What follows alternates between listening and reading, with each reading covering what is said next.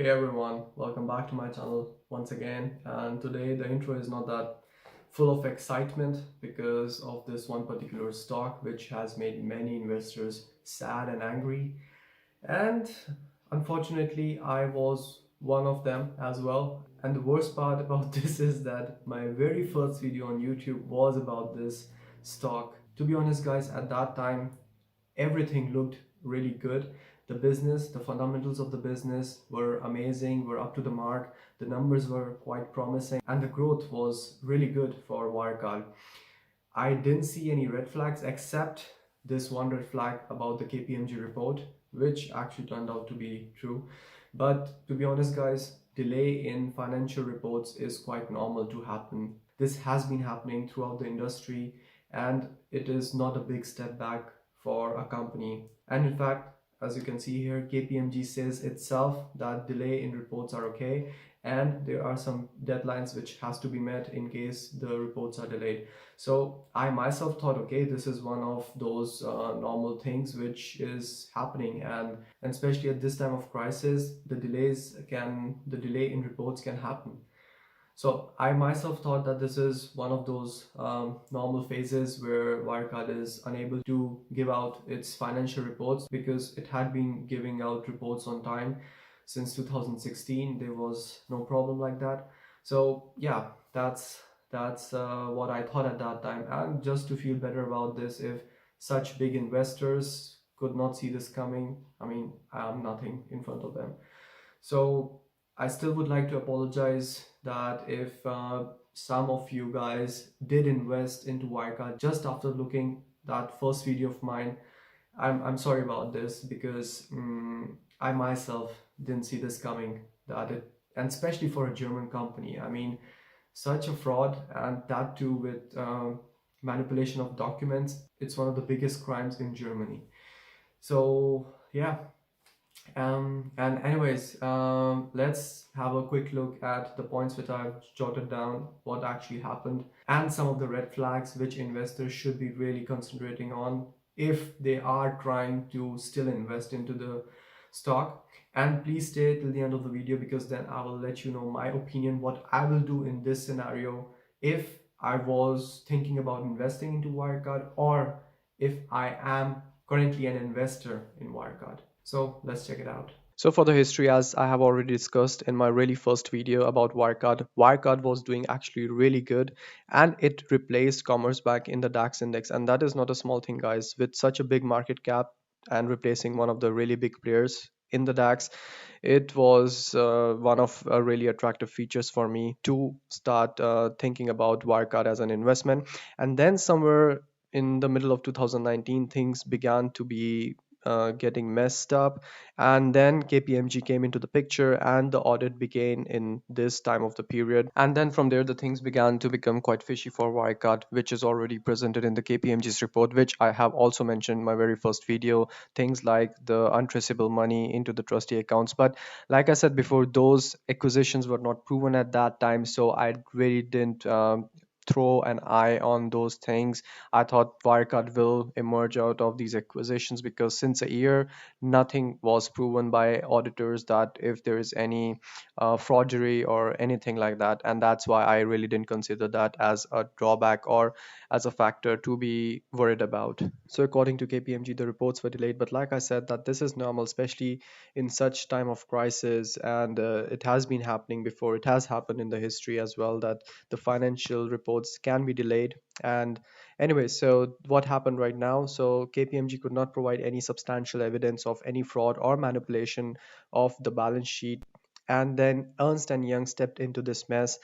And especially when the 2019 financial report was supposed to be submitted and was meeting its final deadline, Ernst and Young refused to sign on the accounts to release these financial statements of 2019 on June 18th, 2020. And this is because Ernst and Young was not able to track the 1.9 billion euros, which according to Wirecard was transferred into one of the trustee accounts. And these trustee accounts were supposed to be in two of the banks in Asia. And after investigation, it was found that the two banks in Asia, Philippine Bank and BDO Bank, confirmed that they never had German company as their customer. So forget Wirecard transferring the funds. Actually, Wirecard was not even a customer to those banks, and this point goes seriously against Wirecard. And now these are some of the heavy blows to the Wirecard, which will affect the Wirecard in present and will affect the Wirecard in the long run as well. So the first point from the list is actually a huge blow for the company, but to be honest, this is what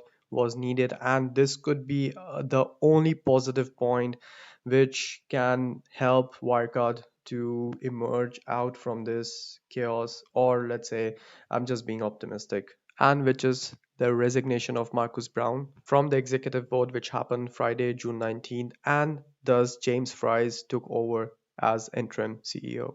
With the removal of CEO, before that, the COO of the company was also suspended temporarily until June 30, and this concludes our point two. Now, the third point is the most important point and the most terrifying point for the investors, which should be really considered. So now, as you have seen the whole situation, Wirecard can face a huge liquidity problem, and this is because the banks may cancel the loans of over 2 billion euros, which actually Wirecard was depending on and which Wirecard was supposed to get before. And adding to that, there is another factor which could hurt the 2 billion credit for Wirecard, which is the Moody's rating. The Moody has recently threatened to lower the rating for Wirecard, and which they will certainly do, I'm sure. And this in turn would make financing more expensive for Wirecard. So, first is that maybe they won't get any loan or credit, and if even if they will, the interest rate will be much higher than what they were supposed to get before. And this can in turn make Wirecard run out of liquidity quite soon. And for those who are not aware about Moody's rating, so Moody's are rating the companies or categorizing companies based on their financial stability and the risk factors for company being insolvent soon. And on the current situation of Wirecard, the rating will go down. And this is what I'm worried about the most, because if these loans will not be approved and if Wirecard runs out of liquidity or capital, they would have to file for bankruptcy, and this might hurt the stock price by a huge margin. Or in worst case, the stock might enter into the category of penny stocks, which I really hope not to be happening, because investors would be the ones who would be getting hurt from this, and there is no fault, or there is no this is not the problem of investors, and they should not be feeling or facing such big dramas. So, like I said before, that it's 99.9999% proven that yes, Wirecard might have committed forgery or have committed forgery, but still it's unclear that where these funds went to, and these are not shown yet or found yet by any of the auditors. So still, maybe, I'm not sure, but it's maybe too optimistic, but maybe there is some light at the end of the tunnel. But anyways, let's not hope for that. This is just to let you guys know that please hold on to what you have. And yes, that's all what I have to say for this point for now. And then another blow which Wirecard can face, and I am sure it will face this, there's a huge chance that it will get kicked out of DAX. Because, like I showed you in the graph before, that Wirecard entered into the DAX index of best 30 companies. And when it entered into the DAX index, of course, it had to replace some other company in the DAX, and it replaced Commerce Bank at that time.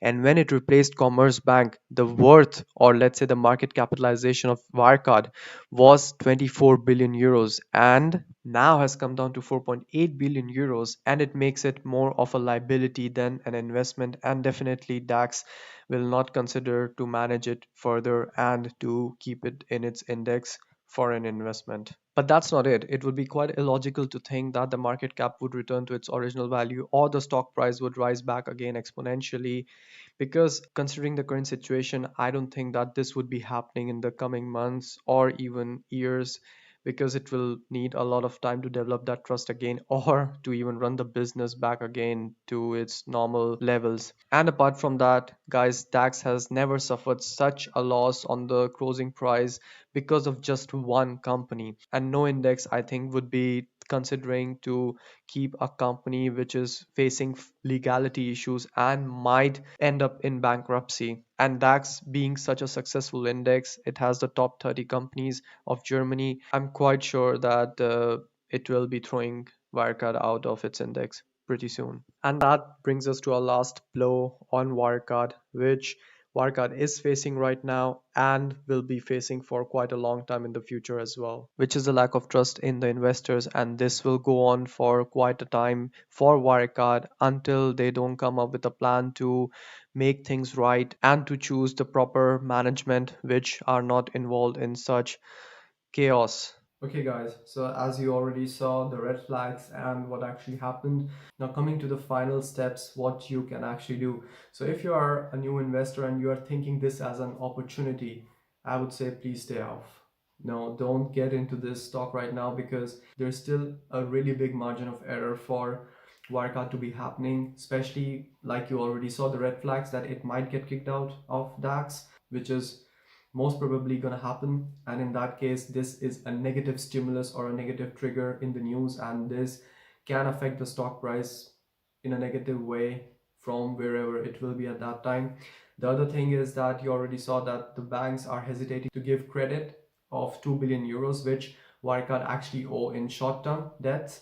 And if this happens, if the banks are not approving credits, then they will be facing a huge crisis for liquidity. And then Wirecard literally have to file for bankruptcy. And this will further bring down the stock price to another level, which we cannot imagine. So please stay away from this stock right now. Now, for the investors who already have invested into this stock, I would say that keep your position, don't sell it now. Keep observing, because all those negative points which we discussed can actually turn into positive points. For example, if the new management, which is now working on new ways to get financiers, if they are successful in actually just getting this 2 billion euros credit, then this might act as a positive trigger and the stock price might rise. Of course, not exponentially, but there can be a growth in the price and the market cap. And also, if DAX still considers it to stay into the index, which is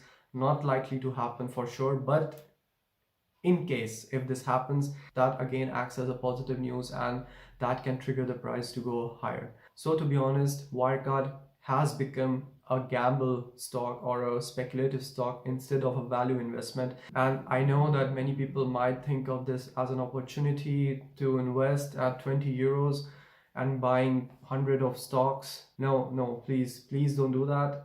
I mean, I don't want to influence your decisions, but I just want to save you guys, or just to warn you guys that there is a lot of space where Wirecard can go wrong instead of fractional of good things that can happen to Wirecard. So Wirecard at this time has a lot of things to lose instead of going further in a positive direction. They have to literally come back to their daily operations with a positive margin of profit and to come out of this debt crisis right now and to fight this liquidity problem at this time.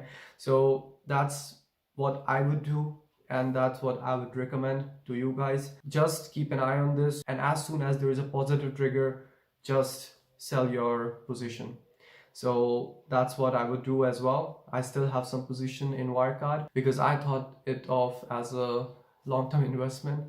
So yeah, investors do go wrong. I never thought that this would happen with a German company.